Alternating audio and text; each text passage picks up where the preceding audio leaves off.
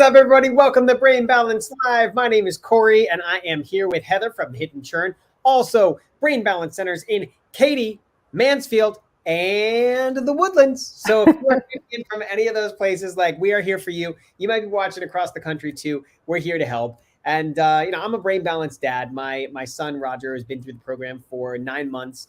It was great for us. It really taught us a lot as parents. And so, it's been wonderful. And we are sliding into summer. We're going to talk about this mysterious summer slide. We're going to talk about some tips to help you be successful during this summer, whether you are sending your kids to camp, whether they are home with you driving you crazy, or whether they are at summer school. We've got some tips for you. How you doing today, Heather?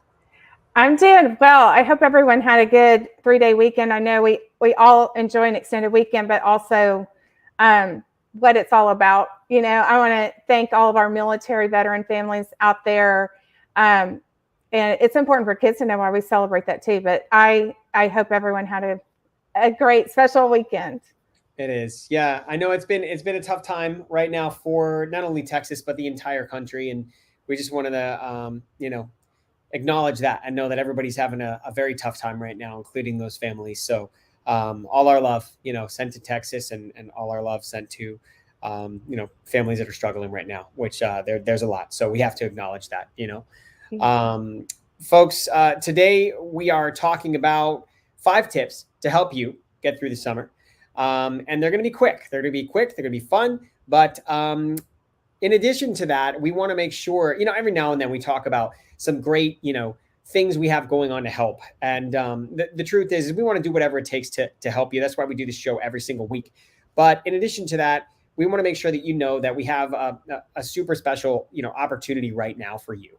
And so that opportunity is, as we go into summer, we've got, reading and attention, 2 things that, are very, very important. And we want to make sure that that we're giving completely free screenings for reading and also attention. And Heather, can you explain what are these screenings and, what is exactly involved? And then we're going to kind of get into these tips here. Yes. Okay. So I know that so many kids are behind, partially because of the pandemic, partially because maybe they were already struggling. And research is just consistently showing that extra help is going to be needed to get people caught up. And so I'm like, what can I do? And so we have all kinds of things we look at for reading. We have leveled reading things where we're looking at what types of questions do kids get right and wrong. We're looking at, are their eyes skipping over words? Are they having trouble with phonics sounding out? So we're going to look at a bit of visual perception, which also gets confused with ADHD. Eye tracking for reading, auditory processing, and then some of our Cambridge Brain Sciences executive function portions of that assessment, where we can really give you specifics about what's getting in the way for your particular child or teen. And with that will also come a complimentary consultation where you talk to one of our directors about what's going on. And we want to be able to provide tips that I'm giving general tips today that will help the masses, but we can be very specific about how to help your particular child or teen. Excellent. Well, folks, these are the numbers. Katy, Mansfield, the Woodlands, this is where you go. You can also send us a DM on Facebook. You can email us. You can call us. You can pigeon carry, send us a note through a pigeon. Whatever you want to do, we're here for you. That happens all the time. There you go. All the time, right. Pigeons flying on. Okay. All right. We're going to get rid of this now because it is time to get into the value. It's time to get into what we're here for, and that's to help you. So today, let's talk about these tips. So Heather, as we go in, what's our first tip for the summer to help parents not only stay cool during the summer, but also to really help them thrive, them and their children thrive? Yeah, the first one is that structure continues to be important.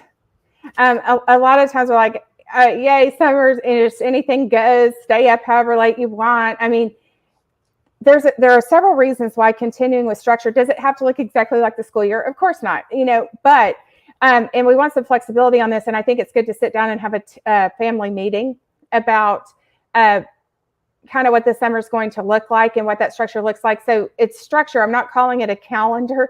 You don't want it to be like boot camp where it's so rigid, but kids need predictability. A lot of kids get anxious. They have time blindness. They're lacking an internal clock. They need to know what to expect. And so having general structure is important. We talk about epigenetics, that environmental influence on our DNA. And that's what leads to a lot of the attention struggles, a lot of the learning challenges, social issues, et cetera. So it's important to keep in mind some healthy eating, bedtime that really doesn't need to be more than an hour or two, depending on the age of the child, from what it is during the school year. And then part of that, I have to say, is screen time. This is really important. A lot of times, and I think it's understandable, actually. I see this at Christmas when kids might be getting new electronic devices, new video gaming systems. A cell phone is their Christmas present. But same thing in the summer. I'm going to trust you with screen time or with this particular device until you prove you can't be trusted. I want to say that's not probably the best idea, even though it's a natural inclination. And there are several reasons why. Number one, if they break that trust, what they learn is, I am not trustworthy. And then it's a fail. I mean, we want to set our kids up for success, not failure. Another thing is, when you set the rules up front, emotions are neutral. It's before there's been an issue. And so you can avoid some meltdowns, some fights about it. And number three, why is it that we limit screen time? Being active is important. A sedentary lifestyle contributes significantly to issues with reading, attention, learning, emotions, etc. So if during the school year you're explaining the reasons to limit screen time so it doesn't hurt my brain in the summer, it gives your words less credence. Yeah. Right? Yeah, it does. It does. You're right. Well, keeping the structure. I mean, writing down, for me, writing down stuff, writing down the day, what are we doing at a certain time, this and that is very important. And I don't know if I mean to say, like, take away the decisions. Okay. Like, so help me with this, but I don't believe that the children should navigate how the day goes. I want to give them options, but both options lead to where I need them to go, like where I need them to be. Is that manipulative of me, or am I actually like helping them feel like they're in charge, even though they're not? Because the truth is, they would just pick to go to a candy store every day, right? Well, we want to them feel like they are in charge of the things that they are in charge of. We do want them to feel some level of control. And I'm going to talk throughout a lot about different ways to grow that and a lot of the tips we have. But giving choices, like, I am a fan of kids having chores. I don't think they should be our maid service, where dump everything off on them, obviously. But kids learn a lot of critical thinking skills with chores, but asking them which one they want to do first. Yeah. Or you can do this before this or after this, giving options like that's good. If they're going to do some reading and writing, which one do they want to do first? Yep. These are the things that need to get accomplished. But the more choices we can give them, do you want to wear this outfit or this outfit? Depending on the age, of course. Look for ways that you can give them choice and a voice, and then they're going to seek it less in inappropriate ways. We want them to grow agency and have a say in some portion of their day. That's why family meetings are important, where, what do you want to do this summer? And you throw all the ideas in there. Everybody's being heard. There's just so many ways to cultivate that, where everyone is a contributor to this family. Same thing with chores. We all contribute to this family. That's part of kids' sense of self. And it actually grows confidence when we give them kid-friendly, even responsibilities to take care of. Yep. It works for us. Roger does the dishwasher. He empties the dishwasher. Parker does laundry. My 6 or 7-year-old now. Oh my gosh. He does laundry. So it's great. I love it. All right. Tip number 2. What do we got? Is to make learning fun. You mentioned the summer slide, and that is a real thing. Even aside from the pandemic, in the summer, kids tend to lose about 2.4 to 2.7 months worth of schooling. That may not sound like much, but we're talking of a school year. That is a large percentage of a school year. Yeah. Without touching on it. Just a few minutes each day can make a difference. We don't want kids to feel like they're in school. They need a break. Getting away from worksheets and not just having 6 times 6 is 36, 12 times 7, not just having multiplication worksheets, but how can you incorporate it into the day and make it fun?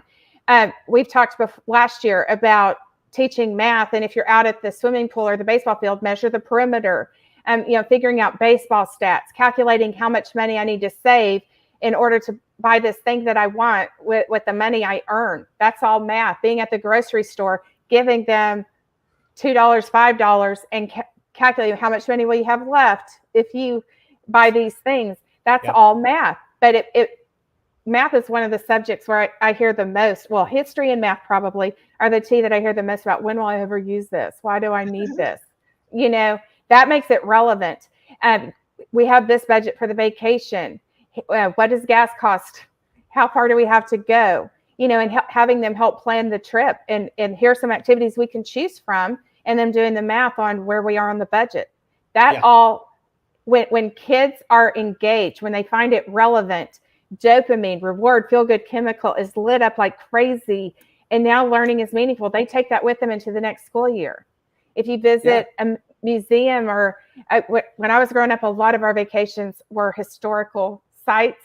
My mom was a history buff, and she was. I didn't get as much out of it, this is an important point. Y'all, many of you know that I was legally blind for many years and nobody knew it. And so my experience of going to a museum was we're just walking down hallways and it is taking forever. Why is everyone walking so slow? I wasn't seeing all the things in the glass encasings that they were. So I was not gaining background knowledge the same way. Keep that in mind for your kids, even aside from an acuity issue, if they have sensory processing struggles. But how can you make it relevant? Reading is important for all ages, 15, 20 minutes a day. But I would say let kids pick the books. If y'all want book lists, there are so many book series about where the leading character of the story is diagnosed with ADHD, or even without diagnosis, issues with impulsivity. There's a really cute book called Owen McPhee. That may be only part of the time. There are a lot. I have entire book lists. Dyslexia, where, wow, I'm identifying with this character. This character becomes my friend. But let them pick the books, make the trip to the library fun, make it an adventure. Maybe also stop and have a special treat at a restaurant. Make it an outing, make it an event. Let them choose where they read. Inside, maybe have a neat little reading nook. Let them see you reading. We value reading. And another thing that might be counterintuitive is, I would say, to not reward reading. What? Because that often will unintentionally convey to our kids that reading is a punishment. It's a drudgery. And the only worth in doing that is the carrot on the stick. We want them to see reading as the reward in and of itself. And just another thing that might be counterintuitive is research shows that kids reading the same book over and over, it grows fluency skills in a very substantial way. We do want to expose them to other material also, but let them pick the books. What can you do to make the act of reading really fun? Maybe your kids create a podcast about the book they're reading, and now it's fun, Writing, a parent-child journal. Maybe they do a scrapbook for the summer and write captions underneath. There's a lot of writing anxiety. You're working on visual motor integration, like hand-eye coordination required for writing, getting my thoughts translated onto paper, language skills, without grading it, without critiquing. Or if your kids are really struggling with literacy, maybe pick only one thing at a time that you talk about and help correct, not the whole thing. We want to get rid of writing anxiety. And sometimes just stream of consciousness and let them write about whatever they want. If they're stuck, you can give them fun topics, to write about. I have journal prompts, but a parent-child journal is a very special way to do that. But now, I said get away from worksheets. I'm thinking more about the kind that you have in school. Working on mazes, word finds, crossword puzzles. Those are worksheets, but they might feel different from school. And you're working on fine motor, visual perception, lots of things that they need for school. So those are good also. Okay. Yeah. Well, we're coming up on tip number 3. We know that we need to have structure, maintain the structure, the same structure that you had during the school year. Try to keep that same structure. It might be a little bit different, but it's okay. We know that we want to make learning fun. Remember, reading is not a punishment. It is not something you have to do. It is a reward in and of itself. And I think that, I want to touch on that as a parent trying his best, right? And Clark, we see your comment here. This is great. I'm going to put this up. But my thing is, my kids actually value their alone time. We kind of transitioned naps to like private time, alone time. I forget what we call it. It's like, just like take a break time, whatever. But they're comfortable being alone in their rooms. And typically, there's no TVs or video games in their rooms. They have a musical instrument of some sort. So, like Roger's got a flute, a clarinet, a violin, a piano, and books, and colored paper, to draw on and stuff like that. So that's what they do during their quiet time. Typically, they end up falling asleep anyways. So is it nap time? Yes. I mean, for me, it definitely is. But it helps. It helps a lot. So, but I never force them to read. I never say you have to read. You have to do this. I do say you have to go in your room though and have some private time. So that works.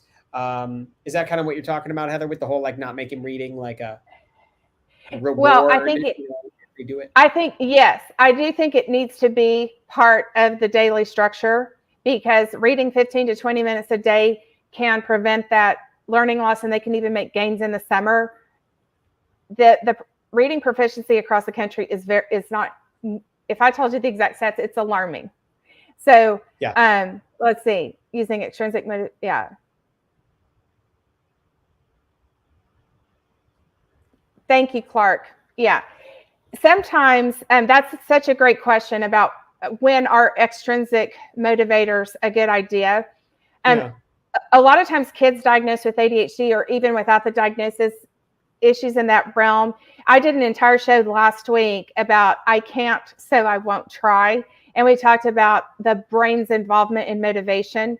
Sometimes if kids have never experienced that intrinsic motivation, an extrinsic motivator, that carrot at the end of the stick, gives them the opportunity to feel that motivated feeling, not nearly on the level that intrinsic motivation is. And so those can be good in the short term until we connect that feeling, pause, talk about it. What does that feel like? It feels good. How? Get specific. Guess what? Here's something that's an even greater feeling. It feels just like that, except times 10. Yeah. And then you start moving into the relevance and how is this connect? How is this purposeful? How does it, what we need for intrinsic motivation is autonomy. So we want to grow agency, give kids a voice like we were talking about. Competence, and that's involved in one of the tips I'm going to talk about. What do you want to grow this summer? Getting that I can thing going. We want to give them an opportunity to stretch their muscles and really cultivate their strengths, but they need connection and purpose. But that's the best time to use those is when I don't know what that motivated thing feels like. And so getting that on some level with an extrinsic, now guess what? When we get it intrinsic, it is 10 times stronger and more lasting. So beautiful. Excellent question. And one other thing that connects with, Corey was talking about downtime. That actually is involved in one of my tips. So I'm going to go ahead and say it. Yeah. We do need structure. There are certain things that need to get accomplished each day. Having downtime is so important. When kids feel bored, that is when some of the greatest creativity can happen. Even figuring out how to entertain themselves can grow critical thinking like crazy. Also, it helps them to start realize that I don't always have to have a party going off in my head. There's a range of emotions, and here's how I feel on the gap. And it helps them. Boredom can feel like an uncomfortable emotion. Perpetual boredom is registered as stress in the brain. What can I do to alleviate that? So parents need downtime. You need self-care time. We talk a lot about that. We also need time connected as a family. We're not working on schooling, math, reading, writing. We're not doing chores. We are laughing together. We are spending quality one-on-one time. Board games. Board games are a good way to make learning fun, but you don't even have to talk about the learning aspect of it. Think about game, just as an example. There's a game Heads Up where you hold not all technology is bad. Here's a time where kids can feel like they're getting to use a phone, except it's connection time, and you're also growing language. You're also growing impulse control. I'm supposed to make you guess the word. Of course, you can do it with cards written, also old school, but kids might like it more if it's with your phone. You have to get the other person to guess the word without saying anything that's a part of that word. I'm using language skills. We're connecting. We're laughing. And I have to hit a brake pedal to think about the words I'm saying and make sure they don't include a word that's taboo that I'm not allowed to say. There are a lot of games like that. That's just one of many examples. But the other thing, sensory motor, working on sensory motor is so important. When we engage our large muscles, about 200 million neurons fire off in our brain, from the back of the brain to the front of the brain. This is involved. When we work on motor, we are growing 80% of our cognitive functions: attention, impulse control, problem solving, social skills, reading, writing, spelling, math, vocabulary. We need gross motor for our physical health. The body-brain connection is undeniable. This impacts oxygen, blood flow, glucose, dopamine, serotonin, all of these mood regulators, critical thinking abilities in our bodies. Movement is important. You can make it fun. You can go on a listening walk and have kids, there are going to be all kinds of frog sounds, different birds. Maybe if you're by a pond, you can hear the rippling of the water. Have them see how many different sounds they can come up with and locate where the sound is and what the sound is. When we work on sound localization, you're growing a filtering system. So then in the fall, when I'm sitting in class, I can tune out the extraneous classroom noise, hone in on the teacher. I can ignore the dishwasher and my siblings and listen to mom and dad. Sound localization is important. Or you can go on just an overall sensory walk. 5 things I can see, 4 things I can touch, 3 things I can smell, 2 things, and you can do that with multi-sensory. Playing musical chairs. There's movement. It's equilibrium movement. The music stops, I stop. I know when I'm still, I know when I'm moving. 68% of students who are struggling in school, underperformers, like what's going on? They are so smart, something's amiss. 68% have confirmed equilibrium issues. That doesn't count the ones that haven't been assessed for it. But trampoline, scavenger hunts. Older kids sometimes like creating the scavenger hunt for the younger kids. They're working on a lot of skills when they do that. Nature tic-tac-toe. I have worksheets, if you want them, where they have this sheet and they're going and collecting pine cones to get 3 in a row or whatever it is. So many, many ways to make outdoors fun. Where do you have any nature reserves? Can you go on a nature hike, camping, having a picnic in the backyard? Nature is good for our emotional well-being too.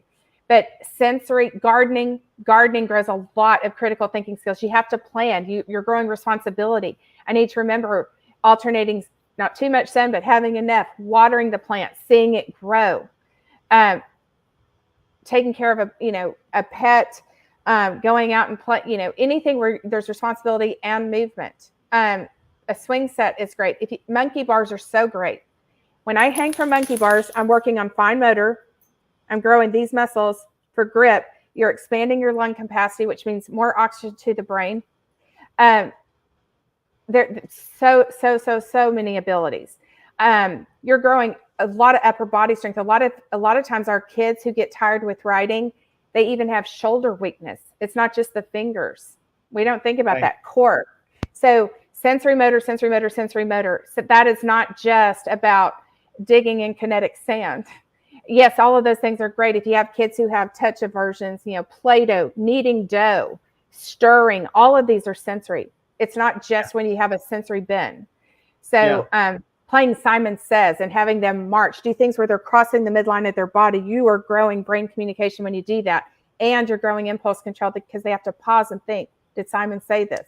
Before they do or don't do the act. So how can you make it fun? Let's see. Oh, how fun is it to build obstacle courses in the backyard and have a little party? They can have their friends over. So much fun. Let's see. Social emotional. I know I've touched on this. One of the biggest things that I highly recommend doing right away this week is having a kid-directed SMART goal. This goes back to Corey's question about, we got certain things we got to get done, but how do I help kids feel some sense of control?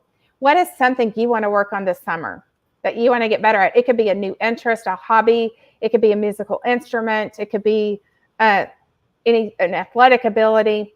But sit down with them and help. And I also have SMART goal worksheets, a specific goal. It is measurable. Measurable doesn't have to mean 80%. Don't think about IEP goals when we're talking about measurable. How will you know that you've reached this?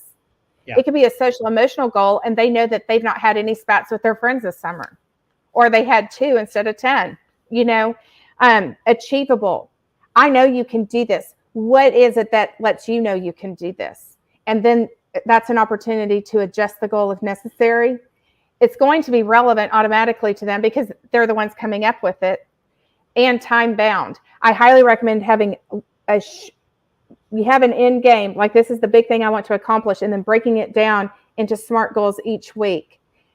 Celebrate progress, growth mindset. Look at all the progress you've made. I didn't get my goal, but look how much closer you are. What are some of the improvements you've made on this? We always want to talk about progress. We want to talk about effort. We want to talk about grit, perseverance, always noting progress and not just the end game. That helps kids grow intrinsic motivation. I can do this. And then support them in that. And depending on their age, having check-ins. But guess what? When you are doing this, you are growing critical thinking abilities. They are planning. Okay, let's plan. How are we going to do this? And have them use a planner this summer. A lot of families think planners don't work for my kids, and I get it. Or they think there's going to be this is the best planner. What's the best planner? There's no such thing. It is what works best for your child's brain. Yeah. And then there's also this evasion of planners, because what's in there? Test, exam, papers due, all of this sort of drudgery stuff. Well, what if they're going to have a sleepover? They're going to host a sleepover, and they put when that is, and then they work backwards. And what are some things I want to do to be ready for that? I'm going to make these little gifts for all of the people who attend. I'm going to look for games, and then have them put on the calendar different days they're going to do different things. They are learning executive function abilities, but yet it's something fun. And all of these skills, growing goals, using a planner, then translate into the next school year. You are growing critical thinking. Those are CEO skills in our brains. Heck yeah, and it's fun at the same time. So let's see. And then, I guess we kind of did them just out of order, but really that other goal is about relationship connection comes first above all of this. To have the best relationships, yes, we need one-on-one quality time, but that also means that parents need to engage in self-care, because when you do that, you are going to be a more attuned, engaged parent who's not feeling burnout. And the school year's stressful. If you and your kids have kind of been like this, what a great opportunity for repair. Work on just having fun, but just think about not necessarily trying to grow all these things on your own with your kids this summer, but what's the top 1 or 2 things where there's the biggest struggle bus, and what can we do to address that? Maybe it's nothing to do with academics. Maybe it's meltdowns. Teach kids to body map, give them a coloring picture and have them draw on there how they're feeling when they're mad. They can start recognizing those signals. Have little, everything's good, I'm about to lose it, and all these emotions in between, and grow their emotions vocabulary. You can incorporate that into the reading time. But you do need some time that's just fun. It's family movie night. It's family game night. We're camping in the backyard tonight. Come up with rituals. That gives kids a sense of connection and belonging. But make sure you set aside time for you. And get in that habit so that when the school year starts and homework kicks back in, you already have this. You deserve that, period. And it makes you a better spouse and parent. Oh yeah, for me it was date night. I need date night with my wife, and I said, look, I called up my mom. I said, Mom, listen, I need some help. Luckily, my mom lives about 30 minutes away, so I said, Mom, listen, I need some help. I need you to take all 3 kids and the dog. Just take them. I'm going to drop them at your house. I'm going to go have dinner with Jen. And we had the best conversation at dinner about everything other than family life, kids, blah, blah. We talked about where we wanted to go on a trip. We talked about if you were to travel outside of the country, do you want to do that? I mean, it was amazing to just have a conversation without being interrupted. I love my kids. I love them so much, but dang, I can't even have a conversation about anything. So it was really awesome. And I think we try to do this once a week, but she's been working a lot more lately. So we kind of, you forget, and then you have to come back, and then you have to say, hey, this is important to me. Let's do this. And so self-care is a big deal for me. I actually have one kid that's all the way on the other side, that she has so much self-care that she just disregards everything else, including her room, her family, her dog. I'm like, come on, sweetie, you're 14. I'm so glad that you take care of yourself, but it's a little extreme. Let's pick up our clothes off the floor, you know?